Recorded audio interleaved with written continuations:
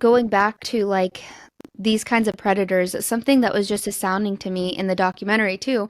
I know I keep bringing it up, No, but that's was okay. just It's a like great movie. it was so good. And just seeing how you guys were all like all the detectives were messaging these predators back and forth and just the kinds of conversations that happen. I'm curious if you wouldn't mind breaking down just like I want to say a day in the life of I don't know if I'm thinking like the predators or like the prostitutes, but just sort of what that looks like once a girl like does fall into that line of work. So I've had victims describe to me that they were forced to walk the streets and prostitute off the streets, also be posted up online. And I've had them tell me that they got beat up and assaulted because they didn't answer a text message for a date, or they wanted to sleep and a trafficker had arranged for a date to come and they weren't getting up for the date. And they were Mm, beat up over not being available at every second that a date would come. And mm, so it's a really violent lifestyle. They are very malnourished. I always talk about how sex trafficking is very transient. They're moving from city to city, state to state. One, because they don't want to get caught by the police, but two, because that's part of the isolation is keeping their victims constantly moving so that they can't get to know anybody at the mm. place that they're at. Let's say a hotel desk clerk. That's a normal person that would tell them, hey, let me help you get away from this guy.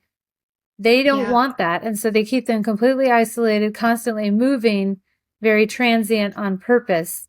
And so they're very malnourished is my original point. They don't Yeah. have a kitchen or a stove or even a microwave sometimes. So they're eating Burger King and McDonald's and Pizza Hut and Jack in the Box and, they're not getting appropriate food. And also, I've had victims describe getting assaulted because they used some of the money they made to go get food and didn't give Mm, the trafficker all the money. And so they're not even allowed to use the money they're making to go get food for themselves. They have to ask yeah. permission to eat, to sleep, to everything. So Yep. it is an awful, awful lifestyle for these victims. And that's what's so hard when, you know, they're so bonded to these guys. And sometimes it's females, by the way, that I keep using the male Hmm. traffickers. There are female traffickers. But they're so bonded to these people that they literally don't realize that all of the things that they've been going through are completely not normal. Mm. Wow, that's a great point as well. Um, yeah, because a lot of times like they've what like fallen in love or the trafficker makes them think it's like they're in a relationship. Yeah, so part of the fraud and coercion is this you're going to be my girl, we're going to be in a family, I'm going to take care of you, you just have to do Mhm. this right now.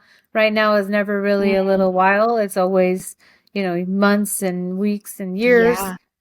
And so it's one of those things that all of the isolation I was talking about, keeping them away from their family and their friends, keeping them, from using their phones or their devices. If, they're actually literally slaves to these traffickers and they're not able to get away or contact family members or anything like that.